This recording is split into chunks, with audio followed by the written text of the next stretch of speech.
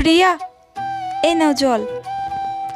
তারপর বৌদি কেমন আছো? আমি ভালো আছি, তুমি কেমন আছো? আমি ভালো আছি।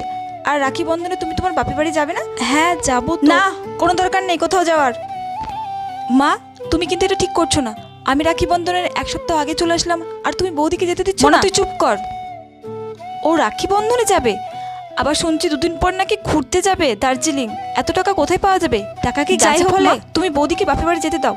তুমি ওকে আটকিও না। তুমি যেমন আমার জন্য অপেক্ষা করছিলে, সেরকম ওর মা বাবা তো ওর জন্য অপেক্ষা করে বসে থাকবে, তাই না মা? ঠিক আছে মনা। বৌদি একবার এদিকে এসো তো। হ্যাঁ প্রিয়া। বৌমা, যেমন আমার মেয়ে বাপের বাড়িতে এসেছে, সেরকম তুমিও তোমার বাপের বাড়িতে যাও। যাও বৌমা। হ্যাঁ বৌদি, মা ঠিকই বলছে, তুমি তোমার বাবার বাড়ি যাও। ঠিক আছে মা। 1 মিনিট দাঁড়াও বৌদি।